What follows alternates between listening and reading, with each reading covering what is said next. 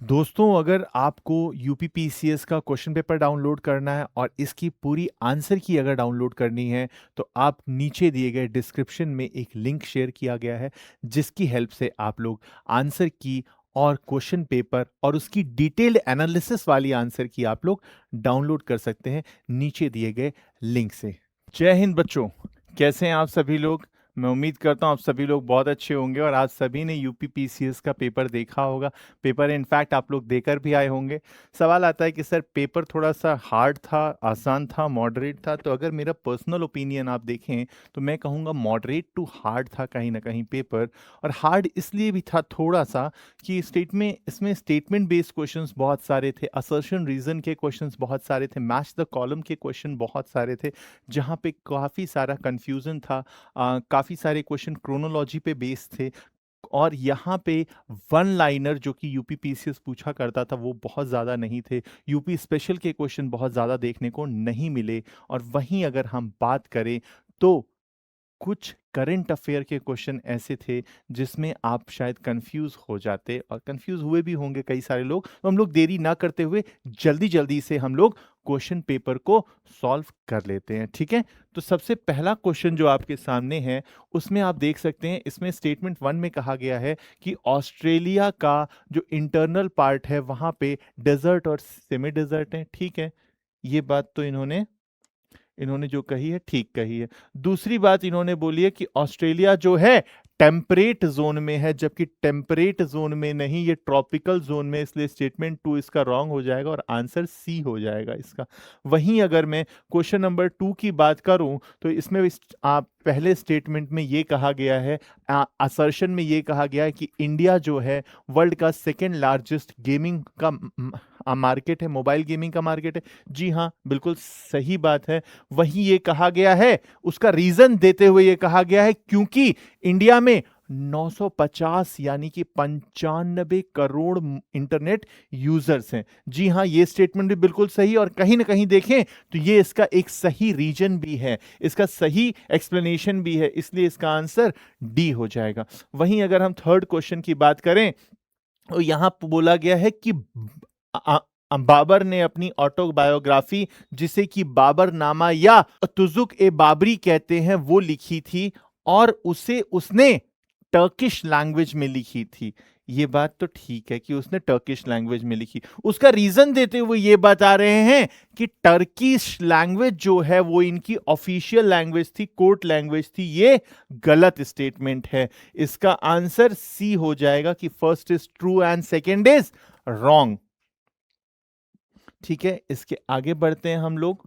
Fourth question देखते हैं, match the column का क्वेश्चन है। इसमें जैसे ही आप देखोगे रूहर वैली, आपको जर्मनी याद आ जाएगा। जैसे ही आप ये माउंटेन रेंज देखेंगे, एप्लाशियन माउंटेन रेंज, आपको यूएस याद आ जाएगा। जैसे ही आप लैंकशायर देखेंगे वैसे ही आपको इंग्लैंड याद आ जाएगा और उससे आप आंसर निकाल सकते हैं, आंसर कर सकते हैं। ठीक है, इसके बाद यहां बात करी है इकोसिस्टम की। स्टेटमेंट 1 में कहा है, फर्स्ट में कहा है कि ग्रीन प्लांट जो हैं वो लगभग सूर्य की ऊर्जा से 1% की रोशनी ही लेते हैं। ठीक है, ये बात तो सही है। दूसरा स्टेटमेंट बोला है कि एक लेवल से दूसरे लेवल में जाने के लिए लगभग 10% का ऑर्गेनिक मैटर यूज होता है, जबकि 10% ऑर्गेनिक मैटर एग्जैक्टली नहीं होता, वो ऊर्जा होती है या एनर्जी होती है।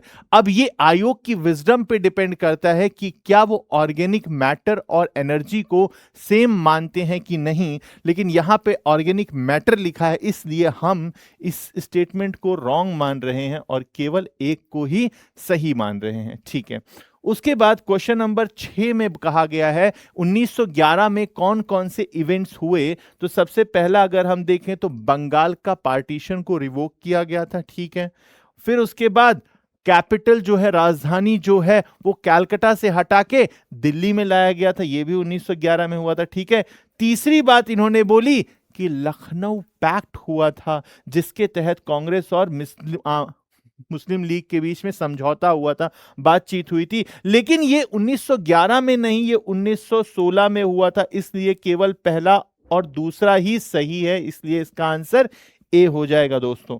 ठीक है, इसके बाद हम लोग नेक्स्ट क्वेश्चन में आते हैं, क्वेश्चन नंबर 7 में आते हैं। तो इनका एक क्रोनोलॉजिकल ऑर्डर आपको सेट करना है। अगर हम बात करें सबसे पहला, अगर इसने पूना पैक्ट की बात करें तो ये 1932 में हुआ था। अगर आप सिविल डिसोबीडियंस मूवमेंट के एंड की बात करें तो ये 1934 में हुआ था। गांधी इरविन पैक्ट जो है 1931 में हुआ था। सेकेंड राउंड टेबल कॉन्फ्रेंस भी 1931 में ही हुआ था। ठीक है, तो अगर इसमें हम क्रोनोलॉजी से सेट करें तो पहले तीसरा इवेंट यानी गांधी इरविन पैक्ट हुआ था, फिर सेकेंड राउंड टेबल कॉन्फ्रेंस हुई थी, फिर उसके बाद आपका पूना पैक्ट हुआ था और सबसे लास्ट में आपका सिविल डिसोबीडियंस मूवमेंट का एंड हुआ था। इसमें आप आंसर निकाल लेंगे और आंसर इसमें क्रोनोलॉजी के अकॉर्डिंग सेट कर देंगे आप। नेक्स्ट क्वेश्चन है, फॉरेस्ट रिपोर्ट के हिसाब से यूपी के कुछ डिस्ट्रिक्ट्स के बारे में दिया गया है और बोला गया है कि जहां 20% से ज्यादा फॉरेस्ट पाए जाते हैं उनके बारे में लिखिए। तो कहीं ना कहीं आप लोगों को शायद ऑलरेडी पता होगा कि श्रावस्ती और चंदौली इसका आंसर है, जहां पे 20% से ज्यादा फॉरेस्ट पाया जाता है। अगर मैं और ज्यादा प्रिसाइज वे में बात करूं तो परसेंटेज वाइज सबसे ज्यादा फॉरेस्ट सोनभद्र में पाया जाता है, लगभग 37% के आसपास फॉरेस्ट सोनभद्र में पाया जाता है। चंदौली में अगर मैं बात करूं तो लगभग 26% के आसपास फॉरेस्ट पाया जाता है। श्रावस्ती में भी लगभग 22% के आसपास फॉरेस्ट पाया जाता है, इसलिए इसका आंसर 2 और 3 होना चाहिए। वहीं अगर मैं 9th क्वेश्चन की बात करूं, आपको बताना है कि इसमें कौन कौन सही हैं। तो इसमें सर अगर हम बात करें तो अगर दूसरा देखें, रानीगंज की जो कोल फील्ड है, माइंस जो है यहां पे वर्ल्ड फेमस है, इस पे एक मूवी भी बनी है, इसलिए इसका आंसर वेस्ट बंगाल तो सही है। रामगढ़ के झारखंड में भी एक है, ये भी सही है। उड़ीसा वाला भी सही लिखा है, लेकिन ये पहला वाला गलत लिखा है, इसलिए इसका आंसर 2, 3 और 4 हो जाएगा मेरे दोस्तों। उसके बाद अगर हम बात करें तो दिल्ली गवर्नमेंट ने कुछ बायो डिकम्पोजर्स की बात की है और दोनों ही स्टेटमेंट इसमें सही हैं। दोनों स्टेटमेंट सही हैं कि वो जो आजकल खेतों में जो कुछ रह जाते हैं, धान के रेसिड्यूज रह जाते हैं, लोग क्या करते हैं कि उसको आग लगा देते थे। उस पर सेंट्रल गवर्नमेंट ने रोक लगाई, बहुत सारी स्टेट गवर्नमेंट्स ने रोक लगाई और दिल्ली गवर्नमेंट ने एक ऐसा बायो डिकम्पोजर बनाया कि उसको डालने से वो समाप्त हो जाएगा और मिट्टी को कोई नुकसान नहीं पहुंचेगा। सारे के सारे फंगस, बैक्टीरिया जो जमीन के लिए उपयोगी नहीं है वो भी समाप्त हो जाएंगे, इसलिए दोनों स्टेटमेंट इसमें सही हैं। वहीं अगर मैं 11th क्वेश्चन की बात करता हूं तो इसमें बताया गया है कि राज्यसभा के पास अधिकार होता है ऑल इंडिया सर्विसेज का, ठीक है, लेकिन इसमें यह भी बोला गया है कि इस रिजोल्यूशन को राज्यसभा में 2/3 बहुमत के साथ पास करना चाहिए। ये जो 2/3 वाली बात बोली है तो ठीक बोली है, लेकिन जो मेंबर हाउस में प्रेजेंट होंगे और वोट देंगे उनका 2/3, ना कि पूरे के पूरे राज्यसभा के मेंबर की मेंबरशिप का। इसलिए दूसरा स्टेटमेंट रॉन्ग है, केवल पहला स्टेटमेंट ही सही है। ठीक है सर, 12वें क्वेश्चन पे अगर आप आते हैं, मैच द कॉलम की बात कर रहे हैं, इसमें गुरु और शिष्यों की बात कर रहे हैं। तो हम जानते हैं कि सबसे पहले कबीर दास जी के गुरु जो थे वो स्वामी रामानंद थे। आमिर खुसरो के गुरु का नाम निजामुद्दीन औलिया था। सूरदास के गुरु का नाम वल्लभाचार्य था और जो बच गए हैं ये गुरु नानक देव जी के शिष्य थे। ये भी आप लोग कर लेंगे इस हिसाब से, ठीक है साहब। इसके आगे अगर हम 13th क्वेश्चन की बात करें तो इसमें बताया गया है कि ह्यूमन कैपिटल जो होती है उसमें अगर हम इन्वेस्टमेंट करते हैं तो फ्यूचर में हमें उसका रिटर्न मिलेगा।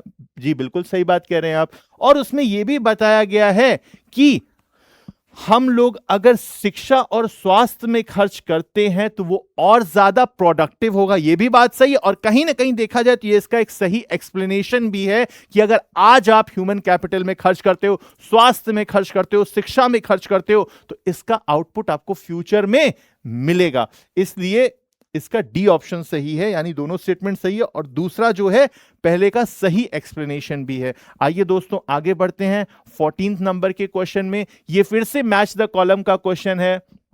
थोड़ा सा ये डिफिकल्ट था, लेकिन इसे मैच द कॉलम में आप देखेंगे कि आप लोगों ने एक नया पेट्रोल पंप, एक नई पेट्रोल की कंपनी आप लोगों ने देखी होगी, पेट्रोल पंप जिसका नाम है नायरा। तो ये गुजरात में है, ठीक है। उसके बाद आप, अगर आपको एक मालूम है तो इसी से ही आप आंसर्स जो है वो टिक कर देंगे, ठीक है सर। इसके बाद अगर हम बात करें, ये जो 15th क्वेश्चन है इकोनॉमी का, ये डायरेक्ट एनसीईआरटी का क्वेश्चन है सर।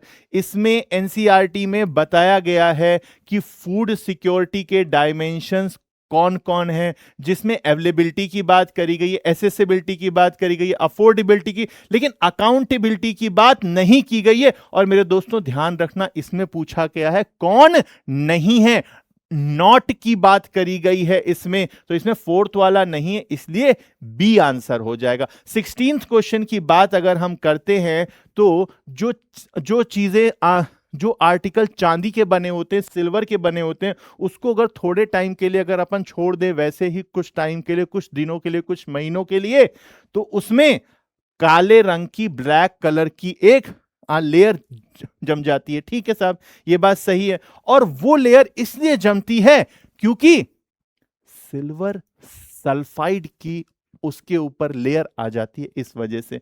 जी हां, ये स्टेटमेंट भी सही है, इसलिए सी इसका सही आंसर हो गया। वहीं अगर हम 17th क्वेश्चन की बात करें तो थोड़ा सा आपकी याददाश्त पे बेस था ये क्वेश्चन। जैसे पहले का आंसर तो सबको पता है, पहले वाला यानी कि चंद्रयान 3 की डेट सबको पता है, 14 जुलाई 2030। इसके बाद की आप आदित्य L1 की बात करें तो यह भी 2024 में लॉन्च किया गया था। वहीं इन दोनों में कंफ्यूजन हो रहा था और लास्ट में यहां भी दिक्कत हुई थी। तो मैं बता दूं, रीयूज लॉन्च व्हीकल को रिसेंटली अभी जो है लॉन्च किया गया है, उसके बेसिस पे आप इसका आंसर कर देंगे, ठीक है साहब। उसके बाद 18वां क्वेश्चन आता है सर कि 18वें क्वेश्चन का आंसर आप कैसे बताएंगे। तो मैंने आपको ऑलरेडी मेंशन कर रखा है कि पॉपुलेशन के बेसिस पे राज्यसभा, लोकसभा और विधानसभा की सीट्स डिसाइड की जाती है। जैसे कि सबसे ज्यादा राज्यसभा की सीट उत्तर प्रदेश में है, 31 सीट है। यूपी के बाद सबसे ज्यादा पॉपुलेशन महाराष्ट्र की है, इसलिए हाईएस्ट सीट इनमें से महाराष्ट्र की होगी, यानी कि 19 सीट महाराष्ट्र की होगी। और बिहार चूंकि हमारा पड़ोसी राज्य है, हम लोग जानते हैं कि बिहार में 16 राज्यसभा की सीटें हैं। इससे आप मैच द कॉलम भी कर लेंगे, ठीक है साहब। ये बातें सर समझ में आती है। आप अगर 20वें क्वेश्चन की बात कर रहे हो तो इसमें पहले स्टेटमेंट में कहा गया है पूरी की पूरी कंट्रीज की अगर हम बात करते हैं तो वहां पे पॉवर्टी लाइन जो है डिफरेंट एरिया में डिफरेंट है, ठीक है भाई, ये बात समझ में आती है हमें। दूसरी बात बोली है उसका रीजन देते हुए, चूंकि पॉवर्टी में क्या है कि हर व्यक्ति की अपनी आवश्यकता है, अपने खर्चे हैं, सब कुछ डिफरेंट प्लेसेस पे डिफरेंट है। हां, ये बात भी सही है और ये इसका सही एक्सप्लेनेशन भी है, इसलिए इसका डी आंसर जो है वो सही हो जाएगा। क्या ये बातें आपको समझ में आ रही हैं? ठीक है सर, ये बातें समझ में आ रही हैं हमें। अच्छा, मैं आप लोगों से पूछना चाहूंगा कि क्या आपके स्क्रीन पे ये चीजें साफ दिख रही है कि नहीं? ये चीज आपको साफ दिख रही है? हाँ, ठीक है, ये चीजें आपको साफ दिख रही है। हम लोग और आगे बढ़ते हैं दोस्तों, ठीक है सर, और आगे बढ़िए। यहां पे बात करी गई है 2025 के साहित्य अकादमी पुरस्कारों की बात करी गई है, युवा पुरस्कारों की बात कही गई है। तो ठीक है, पहला स्टेटमेंट में बताया गया कि ये 23 लैंग्वेजेस में दिया जाता है, सही बात है। और मैंने आपको करंट अफेयर के क्लास में बताया था प्यारे दोस्तों कि कोई भी युवा पुरस्कार डोगरी भाषा में नहीं दिया गया, यह बात भी सही है, यानी कि ऑप्शन सी इसका पूरी तरीके से सही है, ठीक है सर। अगर 21वें क्वेश्चन की बात करें तो इसमें हिमालयन रीजन के वेजिटेशन की बात करी गई है कि हिमालय का जो पहाड़ है, माउंटेन है, वहां डिफरेंट टाइप के वेजिटेशन मिलते हैं। हाँ, ठीक है, ये बात भी सही है। ये क्वेश्चन सीधा एनसीईआरटी से उठा के डाला गया, इसलिए कहा जाता है एनसीईआरटी पढ़नी ही पढ़नी है आप लोगों को। उसके बाद यह बताया गया है कि हिमालय में जैसे जैसे हाइट या ऑल्टीट्यूड या ऊंचाई चेंज होती है, वेजिटेशन भी चेंज होता है। यह स्टेटमेंट भी सही है और ये इसका सही एक्सप्लेनेशन भी है, इसलिए इसका आंसर हो जाएगा डी। वहीं अगर अपन 22 की बात करें, अगर ये भी एनसीईआरटी का ही लाइन है, अगर हम किसी की कहीं की भी इन्वायरमेंट की अगर हम कैरिंग कैपेसिटी की बात करते हैं, यहां एक वर्ड यूज किया गया है उसके ऊपर, जबकि उसके ऊपर नहीं उसके नीचे होना चाहिए, इसलिए ये स्टेटमेंट रॉन्ग है। दूसरा स्टेटमेंट सही है, इसलिए इसका आंसर ए हो जाएगा। वहीं अगर 23 की बात करते हैं दोस्तों, तो आप लोगों को पता है कि ये जो कालाहारी का डेजर्ट है, यहां पे बुशमैन नाम की एक बहुत इंपॉर्टेंट ट्राइब यहां पे एक एक ट्राइब यहां पे पाई जाती है, सही है। और स्क्यूमोज जो हैं वो आपके नॉर्दर्न कनाडा में पाई जाती हैं, और कॉन्गो वाला भी ऑप्शन सही है। लेकिन जो आपके वेस्ट अफ्रीका में कहा गया, जिस ट्राइब की मसाई ट्राइब की बात करी गई है, तो मसाई ट्राइब केनिया में पाई जाती है। ये ट्राइब केनिया में पाई जाती है, और केनिया वेस्ट की साइड नहीं है, वो ईस्ट की साइड या बीच में है कहीं ना कहीं अफ्रीका के। इसलिए फोर्थ स्टेटमेंट आपका रॉन्ग है। इसमें पूछा है इनमें से कौन सा सही नहीं है, इसलिए ऑप्शन डी सही हो जाएगा। वहीं अगर मैं क्वेश्चन नंबर 24 की बात करूं, मैच द कॉलम का क्वेश्चन है, जिसमें 4A में फंडामेंटल ड्यूटी है, ठीक है, स्टेट है, ठीक है, लेकिन कहीं ना कहीं अगर हम देखें तो ये रॉन्ग है, ये रॉन्ग है, और इसमें पूछा गया है कौन सा सही नहीं है, इसका आंसर बी हो जाएगा। ठीक है साहब, इसके बाद अगर हम इनका सीक्वेंस पूछें, अगर हम ये जो चारों मूवमेंट्स हुई थी, इसमें पता है कि आपको सन्यासी मूवमेंट जो हुआ था वो सबसे पहले 1770 में हुआ था। वहीं अगर हम नील की बात करें, इंडिगो की बात करें, तो आप सभी को मैंने बताया था कि वो 1859 के आसपास हुआ था। वहीं अगर मैं कूका की बात करूं तो ये 1840 के आसपास शुरू हुआ था, और इसके बेसिस पे आप आंसर लगा सकते हैं इसका आसानी से। वहीं अगर मैं क्वेश्चन नंबर 26 की अगर मैं बात करूं अगर आपके सामने, तो आप लोग देख सकते हैं इसमें बात करी गई है सीक्वेंस की, क्रोनोलॉजी की। फर्स्ट एंग्लो मैसूर वॉर की बात करी गई है, सेकेंड एंग्लो फ्रेंच वॉर की बात करी गई है, फर्स्ट एंग्लो सिख वॉर की, और फर्स्ट एंग्लो अफगान वॉर की, जिसका ऑप्शन फर्स्ट सही है। यानी सबसे पहले सेकेंड एंग्लो फ्रेंच वॉर हुई थी, आपको क्रोनोलॉजी में अरेंज करना है। ठीक है साहब, इसके आगे अगर हम नेक्स्ट क्वेश्चन में जाते हैं, मैं ऑलरेडी बता चुका हूं अपने लेक्चर में कि गोबी डेजर्ट चाइना और मंगोलिया में फैला हुआ है, तो इसका आंसर आपको मंगोलिया और चाइना लगाना है, यानी कि ऑप्शन ए जो है वो सही है। वहीं अगर मैं क्वेश्चन नंबर 28 में जाऊं, तो पूछा गया है कि बायोगैस में कौन कौन से इंग्रेडिएंट्स होते हैं। आपको पहले ही लेक्चर में मैम के द्वारा बताया गया है कि बायोगैस में मीथेन होती है और कार्बन डाइऑक्साइड होती है, यानी कि CH4 और CO2 होती है। यानी कि पहला और एक मिनट दोस्तों, पहला और तीसरा इसमें सही है, ऑप्शन ए सही है। ठीक है सर। वहीं अगर हम बात करें कियादी कर्मयोगी योजना, ट्राइबल से रिलेटेड है बच्चों, मैंने करंट अफेयर की क्लास में खुद बताया था, और ये मिनिस्ट्री ऑफ ट्राइबल अफेयर्स से रिलेटेड है, इसलिए इसका आंसर बी सही होगा। वहीं अगर हम खिलजी के आक्रमणों की बात करें, तो सबसे पहले इसने 1299 में जैसलमेर पे हमला किया था, रणथंबोर में 1301 पे किया था।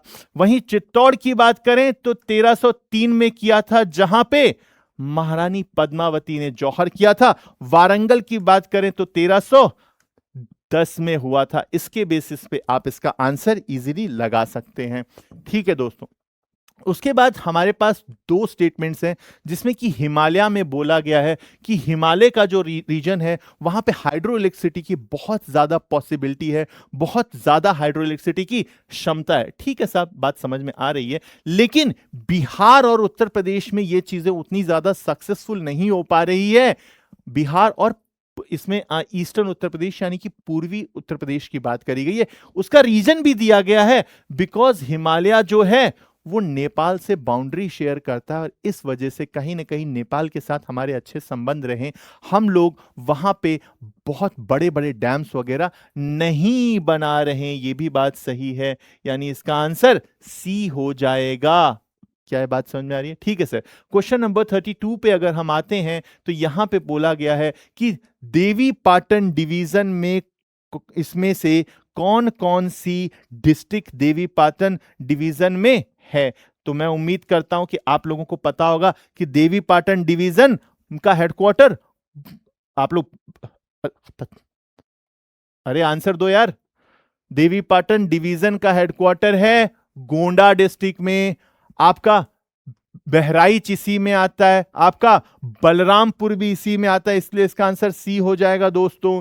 वहीं अगर मैं बात करूं क्रोनोलॉजिकल ऑर्डर में इसे अरेंज करने की, ये सारे स्टेट्स जो हैं किस क्रोनोलॉजिकल ऑर्डर में आए थे, तो इसका आंसर कैपिटल ए सही है, क्योंकि सबसे पहले नागालैंड को राज्य का दर्जा दिया गया था। उसके बाद अगर हम ऑप्शंस में जाएं तो अरुणाचल प्रदेश को राज्य का दर्जा दिया गया था, और सबसे लास्ट में पंजाब और हरियाणा को डिवाइड किया गया था। ठीक है। अगर हम क्वेश्चन नंबर 34 की बात करते हैं तो इसमें बोला गया है कि अगर हम पटैटो की बात करें तो भारत में सबसे ज्यादा पटैटो जो है यूपी में होता है। बिल्कुल सही बात, यूपी स्पेशल में हम लोगों ने क्लास में ये बात डिस्कस की थी। ठीक है। और दूसरा स्टेटमेंट बोला गया है कि केंद्र सरकार ने अप्रूव किया है कि साउथ एशिया का रीजनल इंटरनेशनल पोटैटो सेंटर हम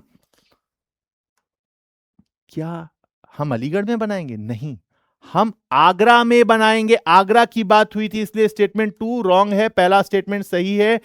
इसका आंसर डी हो जाएगा। ठीक है साहब।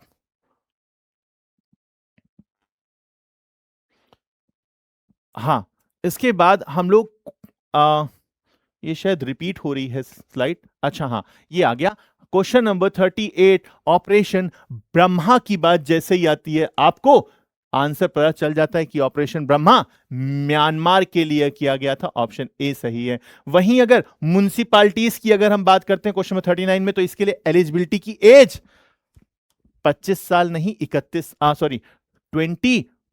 ईयर 21 साल होती है। और अगर वही बात करें महिलाओं के लिए भी 1/3 सीट्स रिजर्व कर रखी, ये बात सही है, इसलिए इसका आंसर सी हो जाएगा। वहीं मैच द कॉलम की बात करें तो ये बहुत आसान क्वेश्चन है, मैं उम्मीद करता हूं सभी बच्चों का सही होगा। अगर हम लॉर्ड डलहौजी की बात करें तो इन्होंने डॉक्ट्राइन ऑफ लैप्स लाए थे। लॉर्ड अगर मैं इसमें चलिए हम लोग डायरेक्ट जो आसान पड़ता है वो करते हैं। लॉर्ड कॉर्नवालिस की बात करें तो परमानेंट सेटलमेंट लाए थे। ठीक है। और लॉर्ड कर्जन की बात करें तो 1905 में बंगाल के पार्टीशन की इन्होंने बात करी थी। लॉर्ड विलियम बेंटिक का तो पता ही है, 1829 में उन्होंने एक बहुत बड़ी कुरीति जो थी राजा राममोहन रॉय के सहयोग से उसे समाप्त किया था। मैंने आंसर बता दिया है, आप लोग ऑप्शंस चूज कर लीजिएगा। ठीक है साहब। क्वेश्चन नंबर 41 में इनको क्रोनोलॉजिकली अरेंज करना है, तो अगर मैं बात करूं तो सबसे पहले 42 में क्रिप्स मिशन हुआ था। फिर अगर हम कैबिनेट मिशन की बात करें तो ये 1946 में आया था। वहीं अगर हम शिमला कॉन्फ्रेंस और अगर हम वेवल्स प्लान की बात करें तो दोनों 45 में हुए थे, लेकिन शिमला कॉन्फ्रेंस बाद में हुआ था और वेवल प्लान पहले आया था। इसका आंसर आप लोग ऑप्शंस में देख लीजिएगा। ठीक है। इसमें बात करते हैं कि इसमें से कौन सी कमिटी जो है वो, अच्छा एक मिनट, हाँ इसमें बात की गई है लोक लेखा समिति की बात कही गई है, जिसका पहला स्टेटमेंट सही है कि लोक लेखा समिति जो है वो अपनी रिपोर्ट जो है लोकसभा को देती है। ठीक है, ये बात समझ में आ रही है सर। वहीं अगर बात करें तो ओनली 15 मेंबर्स जो होते हैं राज्यसभा से होते हैं, नहीं ये स्टेटमेंट रॉन्ग है, इसलिए इसका आंसर डी सही हो जाएगा। वहीं अगर हम बात करें कि इनमें से कौन सी गैस है जो हवा से भी हल्की है, तो सभी को आंसर पता है, हीलियम, आंसर बी हो जाएगा। वहीं अटल सुरंग की बात अगर हम करते हैं तो सभी को पता है कि ये वर्ल्ड की लॉन्गेस्ट हाईवे सुरंग है, जिसकी लंबाई 9 किलोमीटर 200 मीटर के आसपास है, यानी कि 9.2 किलोमीटर के आसपास है। विश्व की सबसे लंबी हाईवे सुरंग है ये, सही बात। और ये पीर पंजाल रेंज के हिमालय में है, ये बात भी सही है, यानी कि सी आंसर इसका सही हो जाएगा दोस्तों। वहीं अगर हम क्वेश्चन 45 की बात करें तो यहां पे ओजोन लेयर की बात करी गई कि ओजोन लेयर जो है वो पृथ्वी को सूर्य की यूवी रेस से प्रोटेक्ट करती है, और इसमें इसको ओजोन लेयर की डिप्लीशन को क्लोरोफ्लोरोकार्बन यानी सीएफसी से रिलेट किया गया है। बिल्कुल सही बात है, यानी दोनों स्टेटमेंट सही हैं। वहीं अगर हम बात करें कि इसमें से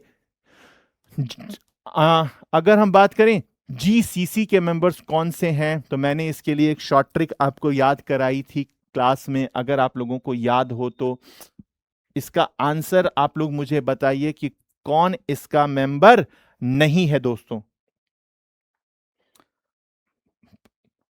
बताइए भाई,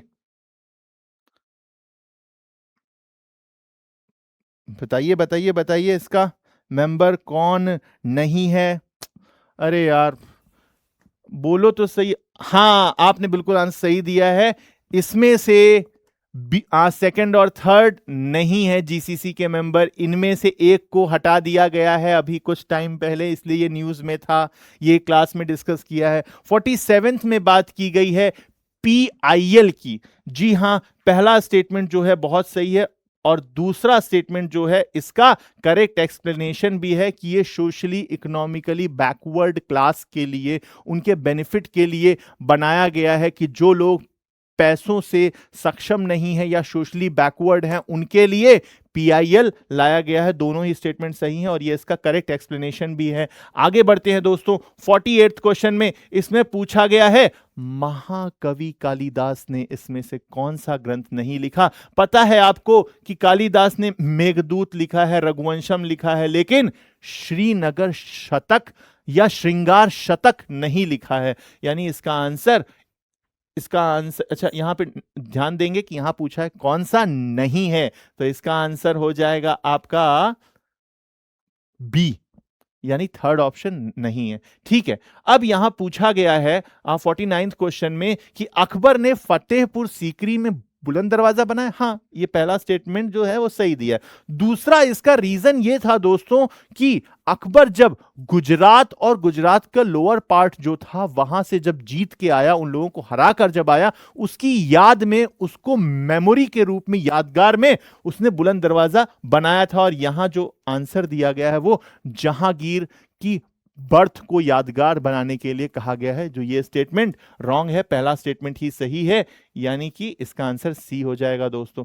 जी हां, आप लोग सोच रहे होंगे कि सर आप पेपर तो 12 तारीख को हो गया था, लेकिन आप 14 तारीख को आंसर क्यों बता रहे हो? क्योंकि हम देखना चाहते थे कि कौन लोग, कितने लोग कितना सही कितना गलत बता रहे हैं, इसका हम लोग विश्लेषण करके मैं आपको एग्जैक्ट आंसर्स बताने की कोशिश कर रहा हूं, जिससे कि आयोग 99.99% जो है एग्री करेगी। ये हम लोग ऐसा सोच रहे हैं, बाकी अब आयोग की बात तो आयोग ही जानता है। आयोग किसको सही मानता है, किसको गलत मानता है, वो तो जब एक साल के बाद जब आयोग अपनी आंसर की निकालेगा, आप लोग उस टाइम ही उसे मैच करके देख सकते हैं। हाँ, कुछ क्वेश्चन कंट्रोवर्शियल है, जिसमें एक क्वेश्चन अभी आया था जिसके बारे में हमने डिस्कस किया है। वहीं मैं आपको एक चीज और मेंशन कर देना चाहता हूं, ड्रीमर्स आईएएस जो कि देहरादून में है, ये अपना एक न्यू बैच जो है यूपीएससी के लिए और स्टेट पीसीएस यानी कि यूपी पीसीएस और उत्तराखंड पीसीएस के लिए स्पेसिफिकली 3 नवंबर को एक बैच लॉन्च कर रहा है, जो कि पूरी तरह से फ्री है, फ्री है, फ्री है, 100% स्कॉलरशिप है उसमें। और 3 नवंबर को जो बैच स्टार्ट हो रहा है उसका स्कॉलरशिप डीमर्स आईएएस पीसीएस संस्थान में 1 नवंबर को एक एंट्रेंस टेस्ट के माध्यम से होगा। जो उसमें परफॉर्मेंस होगी उसके बेसिस पे आपको स्कॉलरशिप दिया जाएगा। आपको 100% तक स्कॉलरशिप भी दिया जा सकता है आपकी परफॉर्मेंस के बेसिस पे। 3 नवंबर का दिन याद रखिएगा, ड्रीमर्स आईएएस पीसीएस याद रखिएगा, और 1 नवंबर उसे खोलने की एक चाबी है, क्योंकि उस दिन एंट्रेंस टेस्ट होने वाला है। ठीक है दोस्तों, आते हैं हम लोग क्वेश्चन नंबर 50 पे। यहां पे यहां कुछ इंपॉर्टेंट पोर्ट्स की बात करी गई है। तो आपको पता है कि पारादीप पोर्ट जो है ये उड़ीसा में है। काकीनाडा पोर्ट जो है कहां पे है, ये आपका ये आपका सॉरी, काकीनाडा पोर्ट आपका कहाँ पे है? ये आंध्रा में है आपका, ठीक है। इसी से आपका आंसर हो जाएगा, आपको और ज्यादा उसमें डिटेल में जाने की जरूरत नहीं है, आपके पास टाइम बहुत लिमिटेड रहता है दोस्तों वहां पे, ठीक है। फिर एक 51वां क्वेश्चन है जिसमें कि आपको असर्शन रीजन की बात करनी है, जिसमें कि सस्टेनेबल डेवलपमेंट की बात करी गई। स्टेटमेंट 1 में कहा है कि बिना इन्वायरमेंट को नुकसान पहुंचाए जो डेवलपमेंट किया जाता है, फ्यूचर जनरेशन की नीड्स को नुकसान पहुंचाए बिना जो डेवलपमेंट किया जाता है उसे सस्टेनेबल डेवलपमेंट कहते हैं। ठीक है साहब, ये बात सही है, लेकिन अगर हम एजेंडा 21 की बात करें तो ये 1995 में साइन किया गया। ये बात गलत है, 1995 में नहीं साइन किया गया था ये, ठीक है। तो इसका आंसर हो जाएगा सी। वहीं अगर हम क्वेश्चन नंबर 52 की बात करते हैं तो इसका आंसर आप लोग खुद ही बता सकते हो, क्योंकि मैंने क्लास में चीख चीख के इस क्वेश्चन का आंसर बताया था और कहा था कि ये आएगा ही आएगा, आएगा आपके एग्जाम में। आप लोग मार्क कर लीजिए, इसका ऑप्शन बी जो है वो सही है दोस्तों, ठीक है। वहीं मैं अगर बात करूं कि इसमें से इस स्टमक में, पेट में जाने के बाद प्रोटीन जो होता है उसे एब्जॉर्ब करने का काम कौन सी एंजाइम करती है, तो आपको साइंस की क्लास में इसका आंसर बताया गया था सी, मतलब तीसरी एंजाइम जो आपकी तीसरी एंजाइम है वही इसे एब्जॉर्ब करती है, प्रोटीन को एब्जॉर्ब करती है। इसका आंसर हो जाएगा बी, ओनली 3, ठीक है साहब। वहीं अगर मैं बात करूं क्वेश्चन नंबर 54 की, तो इसमें बात करी गई है, स्टेटमेंट 1 में बोला गया है, असर्शन में बोला गया है कि इंडिया में जो गवर्नमेंट है उसे पार्लियामेंट्री फॉर्म ऑफ गवर्नमेंट कहते हैं। ठीक है भाई, ये बात सही है। उसका रीजन देते हुए कहा गया है कि जो एग्जीक्यूटिव जो है, जो कार्यपालिका है, वो विधायिका पे रिस्पॉन्सिबल है, यानी उसके लिए जवाबदेह है। ये बात भी सही है और इसका सही एक्सप्लेनेशन भी है, इसलिए इसका आंसर डी हो जाएगा दोस्तों। वहीं ये कुछ इंपॉर्टेंट पासेस की बात करी गई है, ये मैंने खुद जब क्लास में पढ़ाया था तब मैंने आपको कहा था कि ये एग्जाम में पूछा जाता है दोस्तों, इसलिए आपने अगर इसका आंसर रॉन्ग किया है तो वो आपने बहुत बड़ी गलती की है। इसमें आपको पता है कि लिपू लेख पास लेह लद्दाख में नहीं बल्कि उत्तराखंड में है। पहला रॉन्ग है, बाकी सब सही है। इसमें पूछा इसमें से कौन सा सही नहीं है, तो इसमें से पहला सही नहीं है, ठीक है। इसके बाद हम बात करते हैं 42nd कॉन्स्टिट्यूशन अमेंडमेंट से कौन कौन सी चीज इंप्लीमेंट की गई है। तो मैंने बताया है 3 चीजें इंप्लीमेंट की गई थी, सोशलिस्ट, सेकुलर और इंटीग्रिटी। ये देखिए, सोशलिस्ट और सेकुलर यहां से आप लोग ले लीजिए, यानी कि इसका आंसर डी, पहला दूसरा सही होगा। वहीं अगर हम और आगे बढ़ते हैं तो इन मुगल बादशाहों की जो कब्र है वो कहां पे है, तो बाबर की बात करें तो आंसर 4 होगा, यानी काबुल में है। हुमायूं की मैंने कहानी सुनाई थी कि ये दिल्ली में लाइब्रेरी की सीढ़ियों से नीचे उतरते हुए इसकी मृत्यु हो गई थी, और वहीं पे हुमायूं टॉम्ब भी पास में बनाया गया। जहांगीर की अगर बात करें तो जहांगीर की अगर हम बात करें, जहांगीर का टॉम्ब लाहौर में है। शाहजहां का टॉम्ब आपको पता है कि जो दुनिया का 7वां अजूबा है आगरा में ताजमहल, वहां पे शाहजहां का है। इसके बेसिस पे आप आंसर लिख लेंगे। वहीं अगर रामसर साइट की बात करें कि इसमें से कौन उत्तर प्रदेश में शामिल नहीं है, तो वो 3rd और 4th शामिल नहीं, क्योंकि सुल्तानपुर नेशनल पार्क कहाँ है आपको पता है कि हरियाणा में है, इसलिए इसमें पूछा गया है, तो इसके हिसाब से आंसर बी हो जाएगा, 3 और 4। वहीं अगर हम ग्लोबल वेज रिपोर्ट की बात करें तो आप सभी को मैंने बताया था कि इंटरनेशनल लेबर ऑर्गेनाइजेशन जो है इसको निकालती है, इसलिए इसका आंसर डी सही हो जाएगा। वहीं अगर हम ग्लोबल फाइनेंशियल स्टेबिलिटी रिपोर्ट की बात करें तो मैंने बताया था कि इंटरनेशनल मॉनेटरी फंड आईएमएफ निकालती है, चीख चीख के मैंने बताया था, ठीक है, ठीक है। तो इसका आंसर डी हो जाएगा दोस्तों।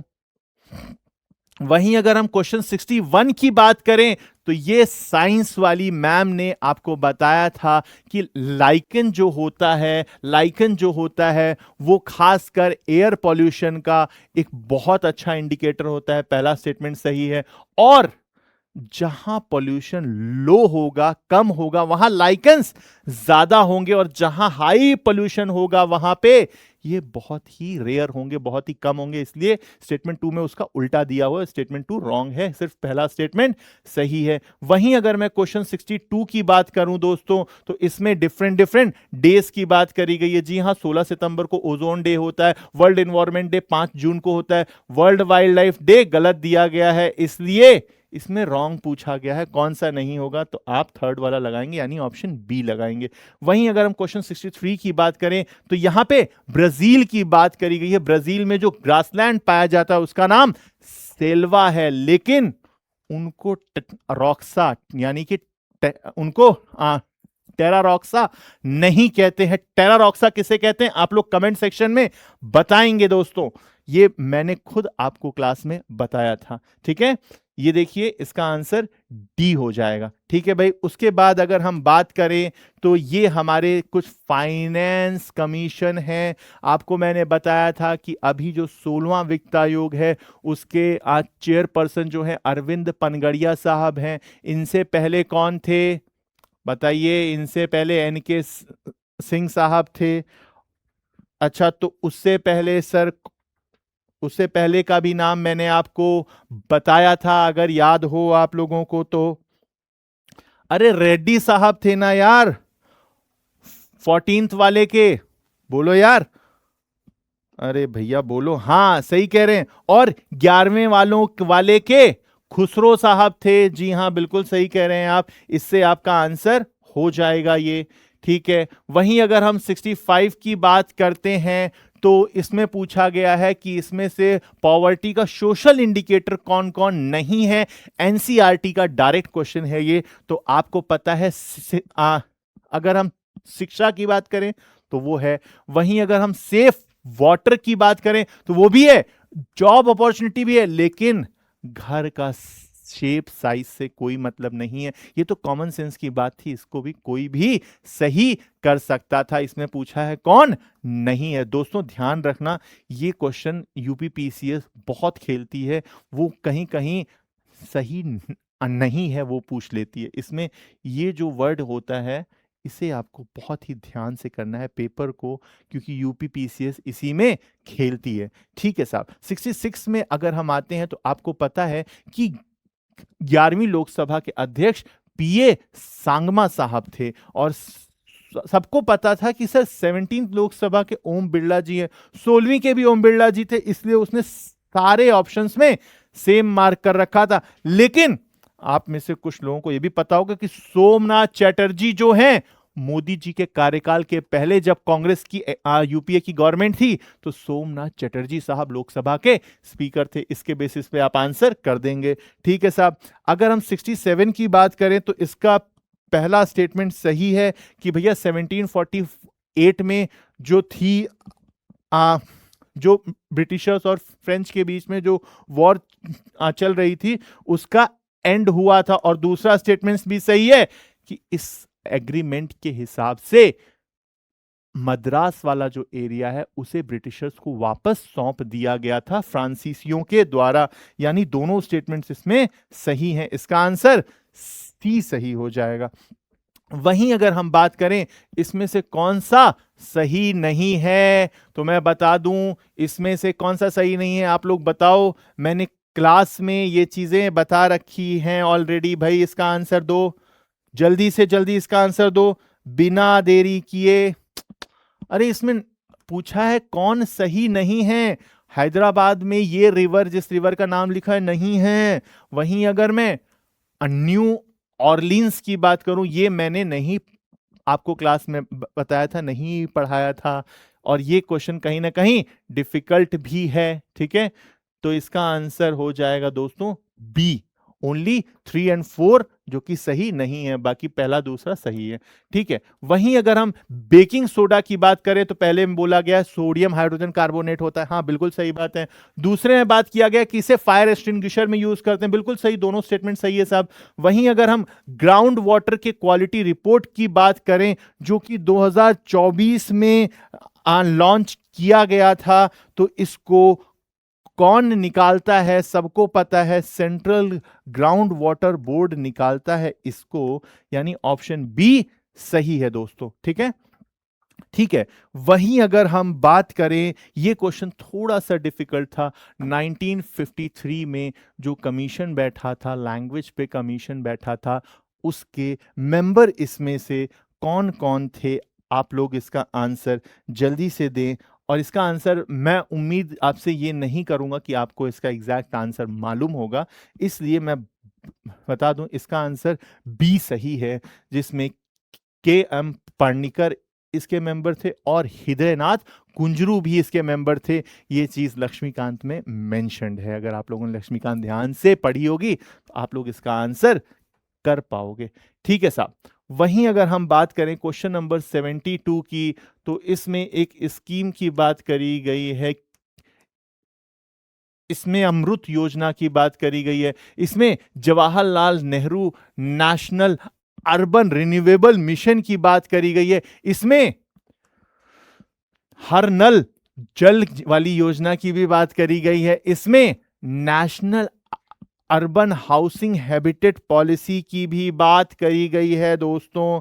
तो क्या आप लोग मुझे इसका आंसर बता सकते हो? इसका आंसर है बी, क्योंकि सबसे पहले नेशनल अर्बन हाउसिंग की बात कही गई थी और सबसे लास्ट में आप सभी को पता है रिसेंटली हम उसी की बात करते हैं, हर नल जल, हर नल जल, यानी कि यानी कि जल जीवन मिशन, जिसका कि इस बार का बजट 69,000 करोड़ रुपए केंद्र सरकार ने आवंटित किया है। मैंने बताया था आपको लेक्चर के ड्यूरेशन में, इसलिए अगर इसमें से एक या दो भी अगर पता होता तो आप इसका आंसर सही कर लेते। इसका आंसर है बी। ठीक है। वहीं अगर हम केचुओं की बात करें, अर्थवॉर्म की बात करें, तो हम लोग जानते हैं कि वो मिट्टी की गुणवत्ता को इंक्रीज करते हैं और फार्मर्स के दोस्त होते हैं। सही बात है। दूसरा बोला गया है कि अर्थवॉर्म के सिर्फ 2 ही हार्ट होते, नहीं, अर्थवॉर्म के बहुत सारे दिल होते हैं। तो इसका एक ही स्टेटमेंट सही है, डी ऑप्शन सही होगा दोस्तों इसका।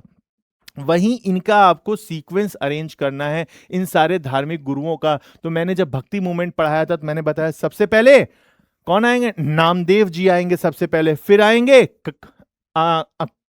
हमारे दोहे वाले अंकल, फिर आएंगे आपके गुरु नानक देव जी, और सबसे अंत में आएंगे चैतन्य महाप्रभु। ठीक है, आप सीक्वेंस में अरेंज कर लेंगे। वहीं इसके लिए मैंने आपको एक शॉर्ट ट्रिक बताई थी कि हॉट करंट कौन कौन सी हैं, कोल्ड करंट कौन कौन सी हैं। तो आप लोगों को पता होगा कि इसमें से हम्बोल्ट करंट और कैलिफोर्नियन करंट जो होंगी ये कोल्ड करंट है, लेकिन यहां पूछा है कौन नहीं है, नॉट पूछा है।